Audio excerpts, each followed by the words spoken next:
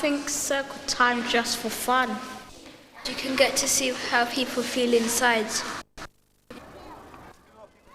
Quality circle time builds self-confidence, trust and social skills that stay with children throughout their life. Over the years, I've met many people at workshops and people have written to me, and so they would really like to see some of these ideas in action. Well, this video will illustrate most of the ideas that I've described in certain of the books. I'll be showing you, with different exercises and strategies, how you can help children to get to know each other, how they can use their social skills, be able to express their feelings, help solve problems together as a class team, how they can help celebrate each other, and how they can wind down together with a very short relaxation strategy. To do this, I'm going to show you brief highlights from 2 quality circle time sessions I ran at Princess May Junior School in London. The first with children at Key Stage 1, the second with children at Key Stage 2. Quality circle time is a model that deliberately interweaves a behaviour management system with an ongoing process of personal and social education for children and for adults. It's been developed, tried and tested since 1985. In this video, we're going to concentrate on the key features of a practical circle time session. However, there are many other issues that you need to consider when beginning a programme of circle time in your own school. Many schools first need to consider the model's recommendations to overhaul their rules, rewards, sanctions and lunchtime policies to create a calmer, more respectful ethos which will then foster more effective circle times. Before you begin a circle time session, you must plan what you're going to do, just as you plan a lesson. A structured circle time has 3 phases. The introductory phase, this is where you help the children to relax. It's made up of a fun warm-up and then a round. The middle phase, this is the open forum, which depends on the needs of your class. It has always a problem-solving focus. The closing phase, it's important that children are brought back to the warm and positive experiences after issues of concern have been raised in the middle phase. Therefore, in the closing phase, we celebrate success and then play a game or enjoy a calming ritual. Before you start a circle time session, you really need to think about yourself. You need to be calm and feeling positive. We advocate that you work out a personal care programme so that you can look after your own energy levels. Remember that when you're in a circle time, you're role modelling those really important qualities like warmth and empathy and genuineness with children. It's no good us sitting there being slightly irritable and exhausted. So do look after yourself and take a calm, deep breath before you start. Remember, there are 3 basic ground rules for our quality circle time to work. Firstly, it must be timetabled weekly, even if it's only for a short period at a time. No child or teacher may mention any child's name in a negative way. We, the teachers, role model endless positive praise and warmth towards the children. Now, let's look at the highlights from the 2 circle time sessions at Princess May Junior School. The first is with children at Key Stage 1. Now at the moment, children, I'm using my speaking skill. And what skill are you using that's making me really pleased to be here? I love the way you put your hands up and you don't shout out. That's a fantastic little routine you've got in this circle. So the question again is that I'm using my speaking skill, and what skill are you using? I'm going to go to this person over here. Thinking skills. Your thinking skill, yes. I always preface my circle time meetings by reminding children of the 5 important skills. There's a thinking skill. Let's get our hands and touch all our skills. Have you got your hands ready? All right, and a nice big, nice big loud speaking voice. Well, you're ready. You're all ready. That's very good. Nice big loud speaking voice. Can you say after me, thinking? Thinking. Looking. Listening. Speaking. Concentrating. Wonderful. Now let's see if I can trick you. I won't speak, I'll do the pointing, and see if you can do the pointing and the speaking, and I'll try and trick you. Are you ready? So should we get our hands? In a nice big speaking voice, you're going to say after me, thinking.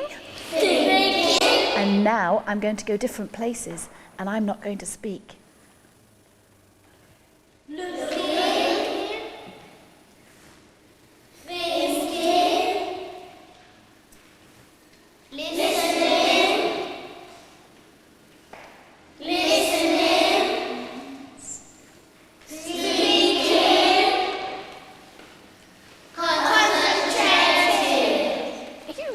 These skills. I think you've been working on them. They're brilliant skills.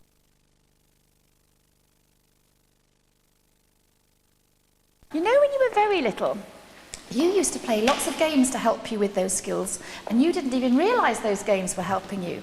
And do you remember Simon Says? Did any of you ever play Simon Says? Your aim in the introductory phase should be to warm up the children, but not to get them overexcited. A fun game can be used to encourage the children to get to know each other better and to practice their skills. And Simon Says, you know, that you are feeling so happy inside because someone has been so kind to you that you feel like going across to somebody who you don't know very well because you'd like to give them one of your sweets. Would you like one of my sherbet lemons? No. Would you like, I've got some crisps. Would you like a crisp? No, thank you. Notice how I respond to the child who didn't want to accept my sweet. They had every right to choose not to. Give me a beautiful looking skill. Can you give us a little clap? But I need to still focus positively. I do this by commenting on looking skills.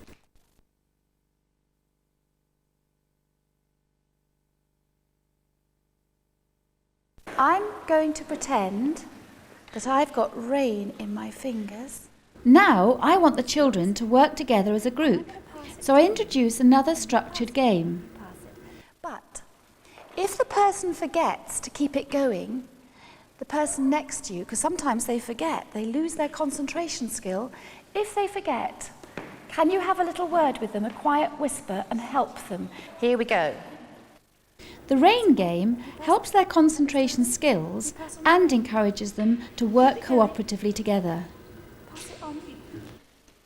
That's very good. Now they're very quiet.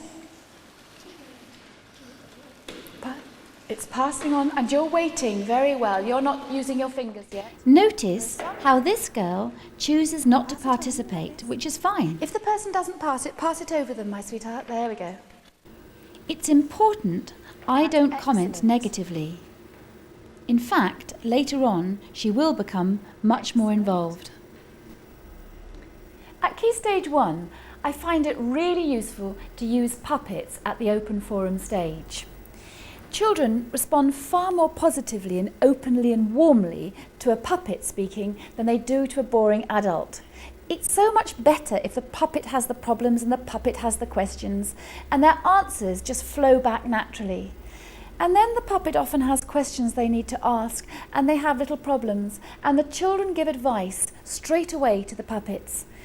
So what they're learning is that they have some really good advice inside them, and it's not a short time away before they start to give advice to each other.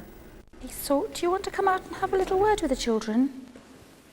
Oh, I'm a little bit shy. Don't be shy, Sort, because they're very good, and they listen to you. They don't shout out. Don't be shy. Come on out. He's coming. Ooh. Oh, you are children. I've always wondered about children. I've heard children have got big thinking skills. At this point, I wanted all the children to contribute. And this is when I use a speaking object, in this case a papier-mâché egg, for the children to do a round. I got Salt to ask if the children could think of all the different types of animals that might be in his animal school. Now, Mrs. Mosley, When the children hold the egg, you mustn't interrupt them, because when children hold an egg to speak, the teacher mustn't say anything. So Mrs. Mosley, if you have to interrupt them, touch the egg and say sorry. All right, children, I'll try hard not to interrupt you. Okay? Can you take that now? And what animal do you think's in my school? Rabbit. Monkey. A tiger. A donkey. In this way, each child hears just one word and helps to break the silence of the circle. This is warming them up for when they'll speak more directly in the open forum phase.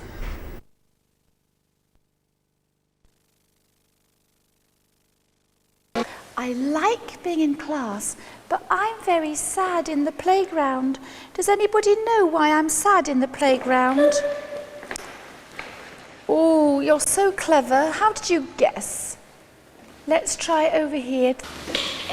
Beat them up. Sometimes some people beat people up and I don't like that. And somebody else over here? Those people bully him. They bully me. You are clever children. Do you know what they do when they bully me? Push him down on the floor. At this point, the children are really telling me their own experiences and fears in the playground. What shall I do about that naughty little animal that's horrible to me? You get hurt. Remember how this girl wouldn't join in? Now she's really happy to take part. You should tell the teacher. Got to tell. Who thinks I should tell the teacher?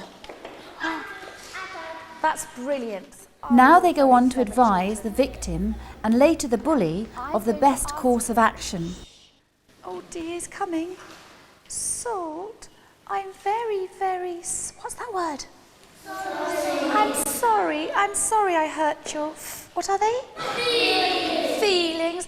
They learn that problems can be resolved. And they are more than happy to be in the position of being the advisor or the teacher. Hopefully, they can later take this learning into their own interactions in the playground and give some of their problems a happy ending as well. To wind down the open forum, you'll notice that I go round each of the children with the puppets, and they can actually say yes or no to whether they want a kiss or not. That's really important to give children choice. It's the very first stages of learning to be assertive. Would you like a little kiss goodbye or a wave? Do you want a kiss? No? Do you want to shake my hand? Do you want a little kiss goodbye? Bye-bye. Do you want a little kiss goodbye? Bye-bye. Do you want a kiss goodbye? Do you want a wave? Do you want a touch? Okay. Do you want a kiss goodbye? Bye-bye. Do you want a kiss goodbye? Yes? In the closing stages of circle time, you need to celebrate success. With Key Stage 1 children, I tend to use drama as there is a natural success that comes with a dramatic activity. I then move on to calm them down with a gentle activity using a rain stick and a guided image. When I put the magic spell on, that person changes into something and I say, back to a new seat, and somebody's so kind, they stand up and let the person sit in their seat. This is the Mrs. Magic Kindness game, and I use the cake to denote the fact I've become a special person who can make magic. The children's success comes from the fact that I'm valuing every contribution they make to my magic pot. I change you into a little tiny kitten. Wonderful. Can somebody? The kindness comes eventually from the children not minding what seat they go back to and who they sit next to. On the beach you can see the sea, and it's blue and it's sunny on your face, and it's a little tiny beach. Using the rain stick for a relaxing guided image is particularly helpful for calming children and ending the session positively.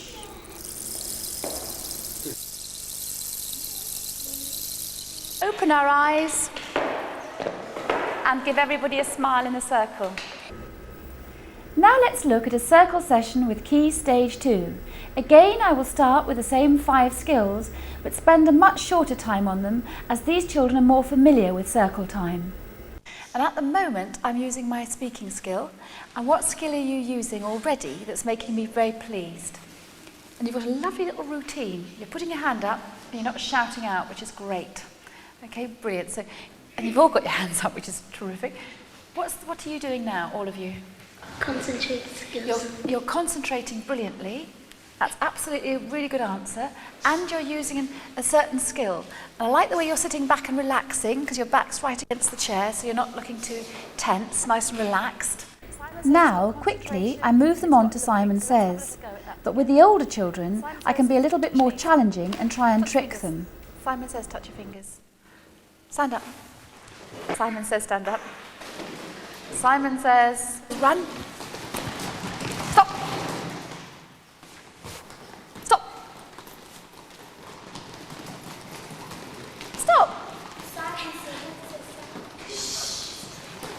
Simon Says, stop.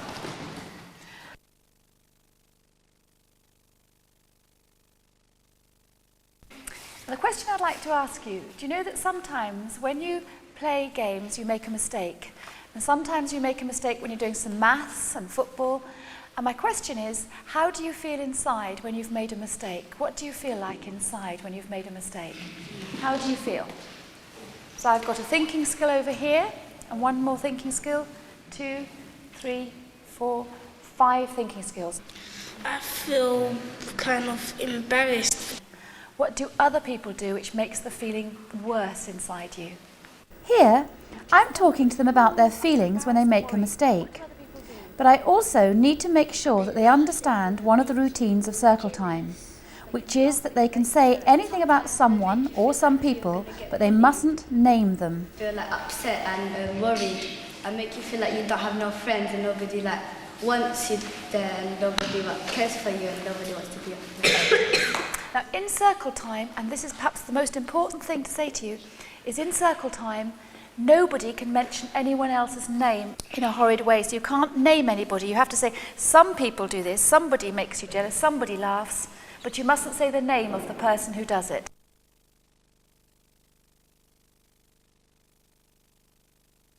Sometimes in class it's really hard to concentrate because something else is happening.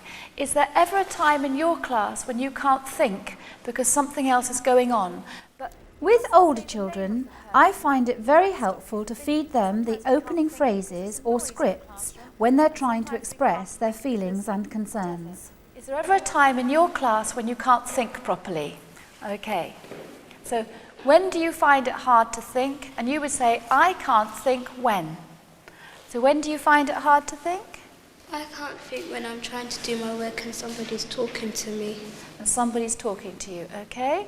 And when do you find it hard to think? I can't think when I'm trying to do my work and somebody's copying. And somebody's copying you. Okay, thank you.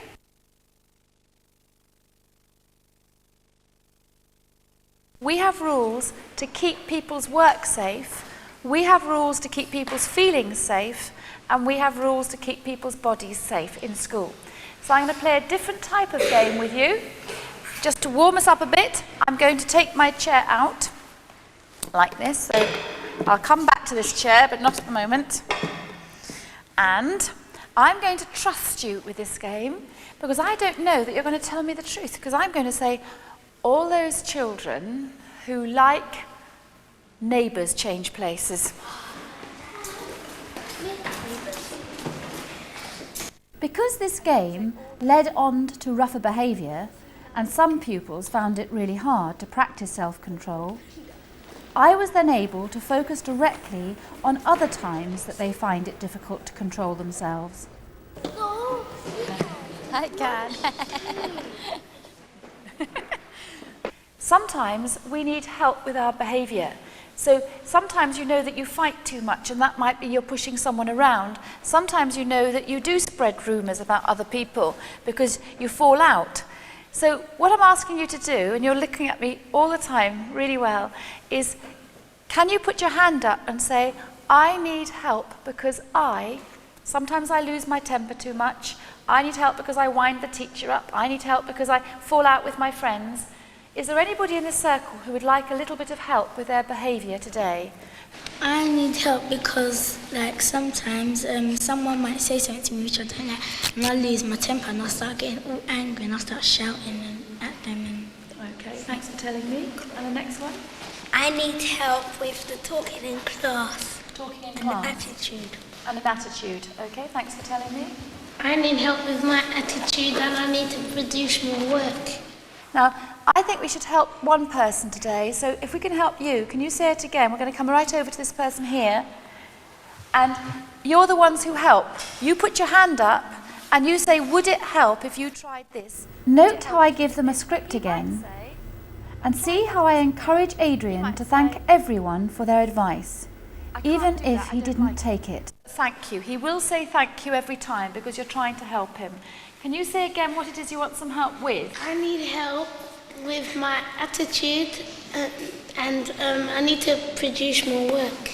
Okay, has anyone got any ideas how they could help this person? I've got one helper over here. This is one of those magical moments that can sometimes happen in circle times.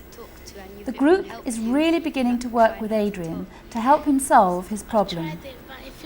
Listen to the quality of the dialogue that evolves towards the end. Adrian, would it help if someone talks to you and you talk with them, and if you sit another table that you don't talk with no one else with them? I don't know if it will help, but I'll try that. Ask me if I can move to a different table. Adrian was willing to work to a target, a ladder of achievement. Now I want one of his peers to reward him when he reaches the top of the ladder. People distract me and they get me into talking. When he gets to the top of the ladder, children, we have something called Class Team Honours Certificates, which everybody gets to sign if one of your class reaches their target.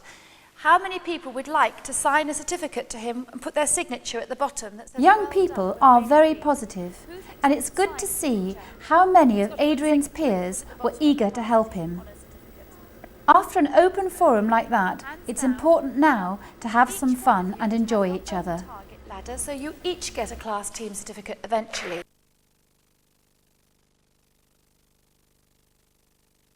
It's a really hard concentration game, this one. I can't play it as well as you because I don't know your names. But if I knew your name, what's your name? Bianca. Is it Bianca? I pretend I've got these rabbit ears. And as I say to you, Bianca, you either side of me, you do one of my ears, and this is the other side, this ear. Right, now when I say Bianca, we point to Bianca. Bianca, your ears shoot up, and either side of you, now we put ours down now. Keep your hand up. Hey. This is what we've covered in this video. The preface to every circle time session, where you remind the children of 5 important skills: thinking, looking, listening, speaking, and concentrating. The 3 phases of circle time: the introductory phase, made up of a fun warm-up and then a round. The middle phase, which is the open forum. The closing phase, where you celebrate success and play an ending calm game. Using a speaking object to help manage the way children contribute to the session. Using puppets to help draw out children who find it difficult to express their feelings directly. Okay, I have just seen the whole of the video now. It's very structured and it's very well put together, and I am nauseatingly positive throughout. If my own children could see it at home, they wouldn't recognise me. It is genuine, and it's important that you really do feel thrilled with the children for trying their best.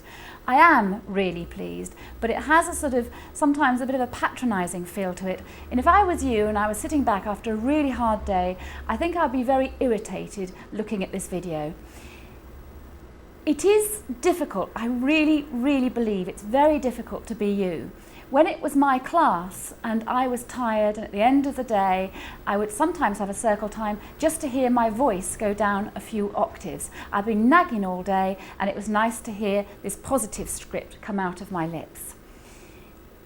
If it feels difficult, do what I used to do. I've been doing circle time for many, many years now, and I have loads of cards at home, and they're all cards with ideas and pointers put on them, scripts written on them. I put them by my feet, and then I refer to them sometimes. You can build all your skills up slowly. You can be honest. Sometimes you can have a really off day and just say, I'm really sorry. And sometimes, you know, you can actually be the one that asks for help. There was this lovely teacher working with some infants, and she put her hand up and said, I need some help because I get very bad-tempered in the afternoons. And these little hands went up, and one child said, Miss, would it help if you let us know when this horrible mood was coming upon you? And this other little one heard it, and she said, yes, miss.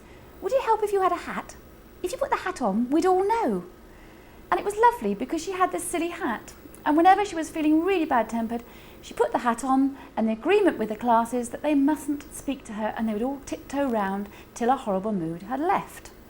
Now, I'm not saying life is that simple, and I'm not saying that the children that you work with could come up with brilliant solutions, but we're human and we can just do the best that we can.